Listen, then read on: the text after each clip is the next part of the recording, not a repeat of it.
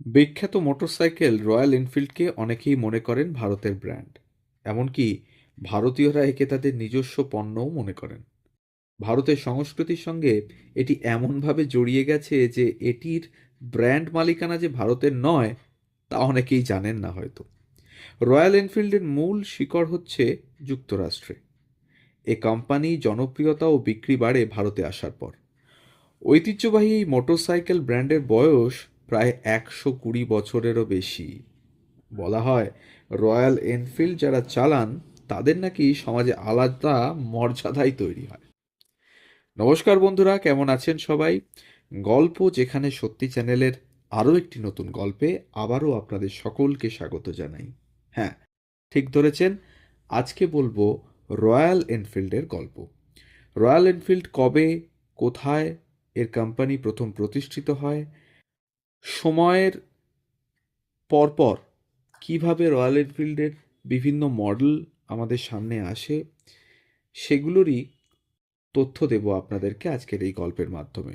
তাই আবারও অনুরোধ জানাই, যারা আমাদের চ্যানেলে নতুন যুক্ত হচ্ছেন তারা অবশ্যই একটু সাবস্ক্রাইব করে পাশে থাকবেন, বেল আইকনটিকে প্রেস করে নেবেন যাতে পরবর্তী গল্পগুলো খুব তাড়াতাড়ি আপনাদের কাছে পৌঁছে যায় তার জন্য। আর যদি আমাদের তথ্য ভালো লাগে তাহলে একটু কাছের মানুষদের সাথে শেয়ার করবেন, একটা লাইক আর একটু কমেন্ট করে জানাবেন কেমন লাগছে। তাহলে শুনতে থাকুন গল্প যেখানে সত্যি। 1898 সালে প্রথম মোটর চালিত যান তৈরি করলেও রয়্যাল এনফিল্ডের মোটরসাইকেলের যাত্রা শুরু হয় 1901 সালে। নতুন শতাব্দীতে এক নতুন চমক নিয়ে আসে রয়্যাল এনফিল্ড। উদ্যোক্তা বব ওয়াকার স্মিথ আরেক ফরাসি উদ্যোক্তা জুলেস গোটিয়েটকে ইনি নিয়ে আসেন প্রথম মোটরসাইকেলটি। 1896 সালে এডি মিডলসেক্সের এনফিল্ড শহরে রয়্যাল স্মল আর্মস ফ্যাক্টরির জন্য যন্ত্রপাতি তৈরির কন্ট্রাক্ট পায় এবং এখান থেকেই রয়্যাল এনফিল্ড নামের জন্ম। আর এবছরই তারা new Enfield cycle company limited নামে একটি কোম্পানি কিনে নেয় এবং এখান থেকে 1897 সালে মোটরসাইকেলের সব ধরনের যন্ত্রপাতি তৈরি শুরু করেন।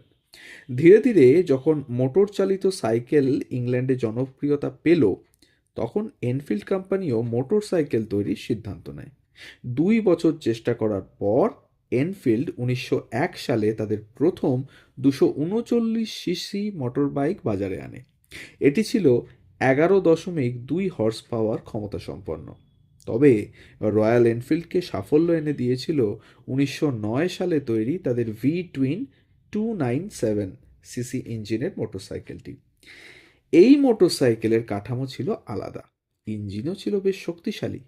এনফিল্ডের টু স্ট্রোক মোটরসাইকেলের উৎপাদনও শুরু হলো। প্রথম বিশ্বযুদ্ধও শুরু হলো। যুদ্ধের সময় ব্যাপক চাহিদা তৈরি হওয়ায় কোম্পানিটি বেশ বড় আকারের মোটরসাইকেল বাজারে আনে। এটি ছিল 770 সিসির এবং 6 horsepower V V twin motorcycle. যুদ্ধের সময় যুক্তরাজ্য সহ বেলজিয়াম, ফ্রান্স, যুক্তরাষ্ট্র এবং রাশিয়ার সেনাবাহিনীকে মোটরসাইকেল সরবরাহ করে রয়্যাল এনফিল্ড। বন্দুকের মতো তৈরি বাইকগুলো তাদের শক্ত কাঠামো এবং অনেক দূর যেতে পারার কারণে সেনাবাহিনীর কাজে খুবই জনপ্রিয় হয়ে উঠল। 1924 সালে নতুন 8 মডেলের মোটরসাইকেল এনে তাক লাগিয়ে দিল এনফিল্ড। এর মধ্যে একটি স্পোর্টস মডেলও ছিল। 1928 সালে রয়্যাল এনফিল্ড তাদের মোটরসাইকেলের চেহারা পরিবর্তন করে। ফ্ল্যাট ট্যাঙ্কের পরিবর্তে বাইকগুলোয় স্যাডেল ট্যাঙ্ক ব্যবহার করা হয়। সামনের ডিজাইনেও পরিবর্তন আনা হয়। দ্বিতীয় বিশ্বযুদ্ধের সময় ব্রিটিশ সরকার রয়্যাল এনফিল্ডের সঙ্গে চুক্তি করে। এবার এই কোম্পানি মিলিটারি গ্রেড মোটরসাইকেল উৎপাদন করা শুরু করলো। এই সময় তারা 250 সিসি, 350 সিসি এবং 570 সিসি ইঞ্জিনের মোটরসাইকেল তৈরি করে। তবে সবচেয়ে জনপ্রিয় ছিল রয়্যাল এনফিল্ড WD-RI। এটি বিশেষভাবে ডিজাইন করা হয়েছিল প্লেন থেকে প্যারাশুটের মাধ্যমে নিচে ফেলার জন্য। যুদ্ধের সময় বোমারু বিমানের হাত থেকে বাঁচার জন্য ওয়েস্টউডে একটি ভূগর্ভস্থ কারখানাও নির্মাণ করা হয়েছিল। যুদ্ধ পরবর্তী সময় 1946 থেকে 54 সালে রয়্যাল এনফিল্ড নতুন নতুন বাইকের নকশা বাজারে আনে। এ বিখ্যাত মডেল বুলেট বাজারে ছাড়ে এনফিল্ড।